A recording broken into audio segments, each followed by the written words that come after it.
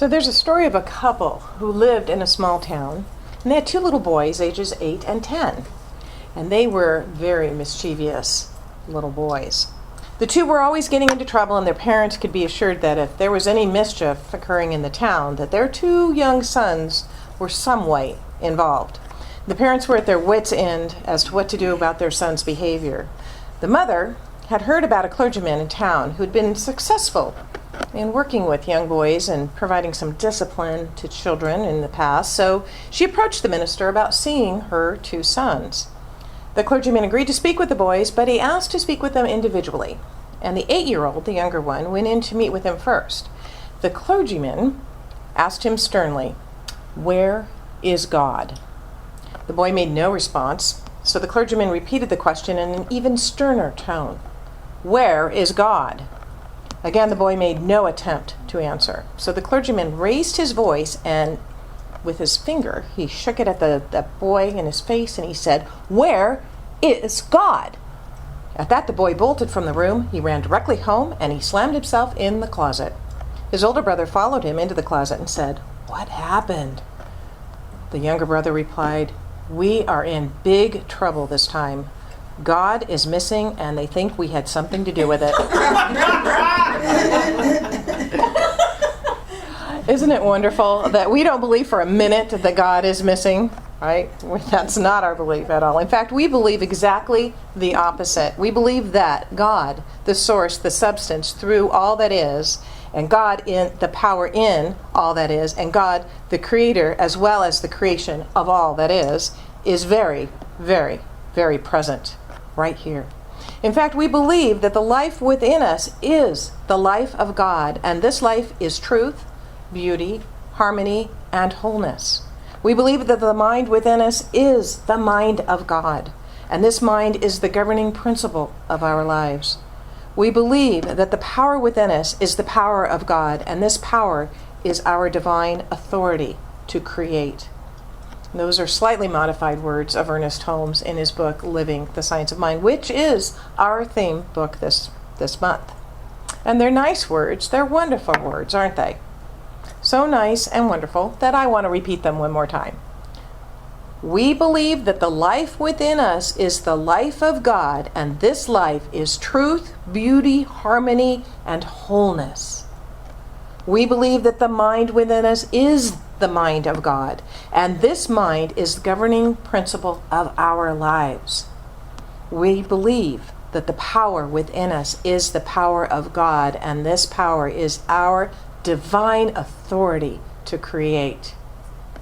So we nod our heads and we say yes to those words, right? Yeah. But that isn't enough. It isn't enough just to agree with those words. We must actually embody them. We must actually embody them. So what does it mean to embody these words? It means to fully and completely integrate them into our consciousness. And that's the word that we identified and defined last week, didn't we? We said that our consciousness is the totality of our beingness that we bring to the table of our lives. And we said that the totality of our beingness that we bring to the table of our lives is made up of 8 components. So, for those of you who were here last week, it's test time. What were those 8 components of consciousness? Anybody? All right, number 1, thoughts, feelings, beliefs, attitudes, values, words, actions, and the one we added last week was reactions. So we had thoughts, feelings, beliefs, attitudes, values, words, actions, and reactions. So to embody something is to fully and completely integrate it into our thoughts, feelings, beliefs, values, attitudes, words, actions, and reactions. So now back to what I was saying. It is when we embody the words I said before, it is when we fully and completely integrate them into the totality of our beingness that they become game changers for us, that they give us clear and direct roadmap for a way of living in peace, fulfillment, and happiness. So let's begin the embodying process. We're going to take those words of Ernest Holmes and make them very, very personal. So say this after me. The life within me is the life of God. The life within me is the life of God. And this life, my life, is truth, beauty, harmony, and wholeness. Is truth, beauty, harmony, and wholeness. But sometimes, rather than embodying this idea, we often feel like the moldy cabbage safe. The what? You ask? You heard me right. The moldy cabbage safe. There was once an ad in the New York Times, for a plastic safe that looked exactly like a moldy head of cabbage. You didn't need a combination or a key to open it because it had a secret clasp that could only be opened if you held it in just the right way. And if you did, it would split open so you could hide your jewels or other valuables inside this moldy cabbage and then slip it into the refrigerator. No one would ever think to look for your valuables inside of a head of moldy cabbage. However, my concern would be my husband or children or somebody would throw it out. Yeah, right? But we can be like that. We can be like that moldy head of cabbage. We think we're just moldy cabbage, right? But really the jewels that are in us, the gifts we have, the life of God, they are already all there inside. We just have to unlock them. These words help us unlock them. So let's do them again. The life within me is the life of God. The life within me is the life of God. And this life, my life, is truth, beauty, harmony, and wholeness. Is truth, beauty, harmony, and wholeness. Just be with those words for a moment. Let them sink in. What do they mean to you? Those aren't just true about the person sitting next to you who you think is so enlightened and you aren't. They are equally true of you. Who and how would you be if you embodied these words of truth? Would you think ill thoughts about yourself anymore? Would you put yourself down anymore? Would you think that there's something inherently wrong or bad about you? Would you still think you don't deserve a life of peace, of happiness, and of fulfillment? I don't think so. Rather, you would recognize your greatness. You would see your uniqueness. You would celebrate who you are. Because who you are is the living God, and you are the truth, beauty, harmony, and wholeness.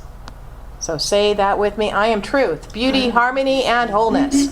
I am truth, beauty, harmony, and wholeness. Okay, so now that we have established who and whose you are, let's go to the next statement that I shared earlier, and let's begin embodying it by saying it together. The mind within me is the mind of God.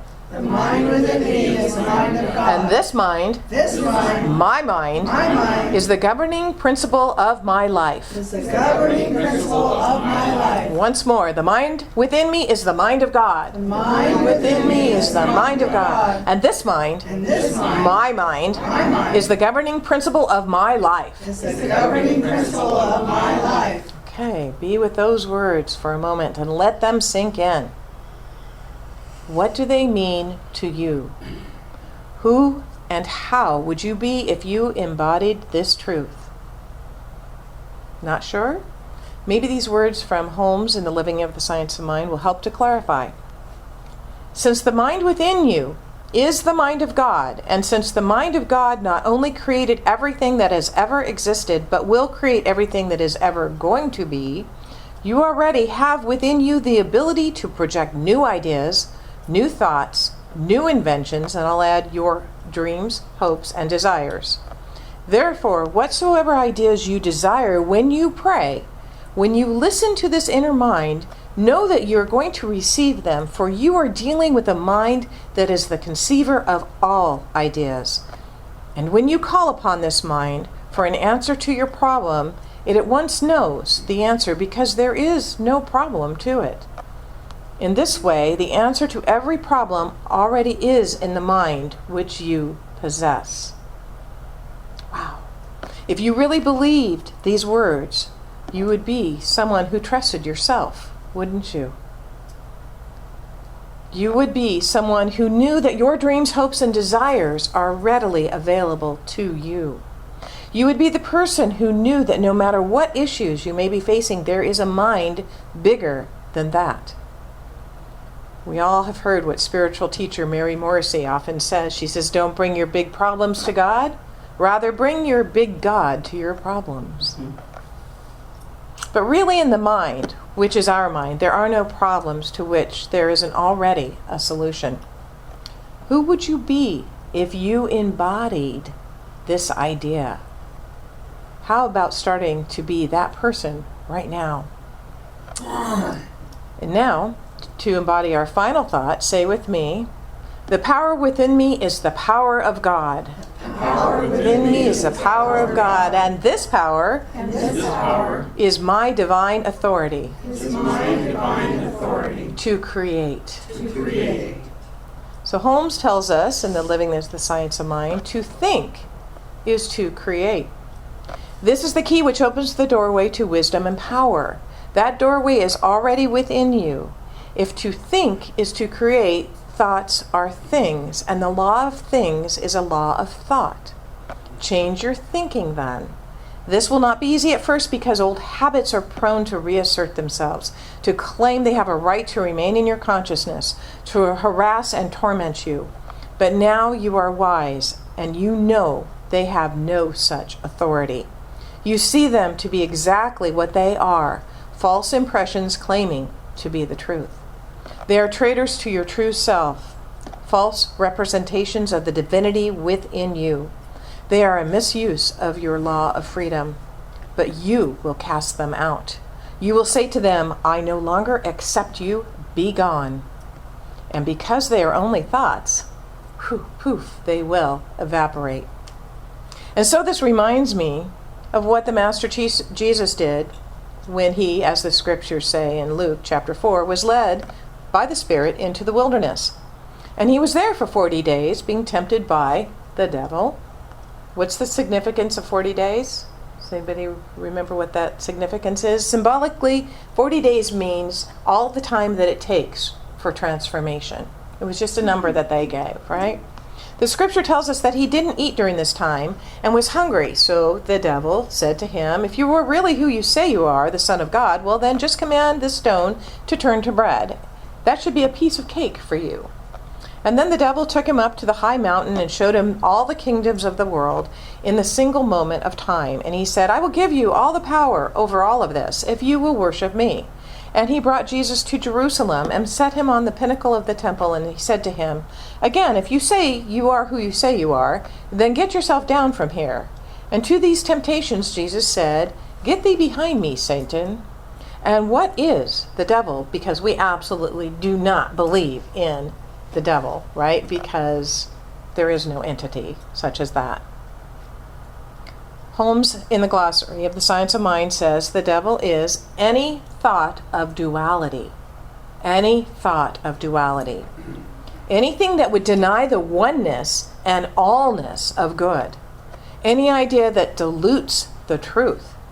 The only devil we shall ever know will be that which appears as a result of our negative or wrong thinking. So to our negative thoughts, those thoughts that will not create that which we desire to have in our lives, let us say, get thee behind me. Get thee behind me. After Jesus did this, his ministry really began. And the scripture at Luke reads, and Jesus returned in the power of the Spirit to Galilee, and there went out a fame of him through all the region round and about.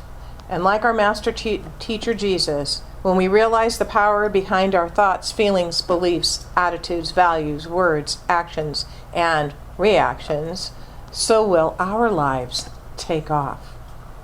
And we will be the person we came here to be. Share the gifts that we came here to share. And live the life of peace, fulfillment, and happiness that we are meant to live. What a wonderful thing it is to realize and then embody the truths that the life within us is the life of God. The mind within us is the mind of God. And the power within us is the power of God. And it is our divine authority to create our lives. What a wonderful thing indeed. Because We have been tweaking Holmes' words with this morning to make them personal. I want to do that one more time as I bring this message to a close. It is from the Living of the Science of Mind, but I made it personal. Whatever I believe to be true about God, I declare to be the truth about myself. The power within me, which is God, is the law of good, establishing right action in my life. In this manner, I gain dominion and exercise authority. To think is to create. This is the key which opens the doorway to wisdom and power. That doorway is already within me. Somewhere within me, the mind of God reveals the truth that I was born free, that the will of God is for me and is one of goodness, truth, and beauty. That all the power there is for me, and all the will there is wills life. I am the image and likeness of this life. I am the personification of it. I am the personality of God. The kingdom of heaven is already within me. And the law of that kingdom is harmony, peace, and joy. And so it is, and so we let it be.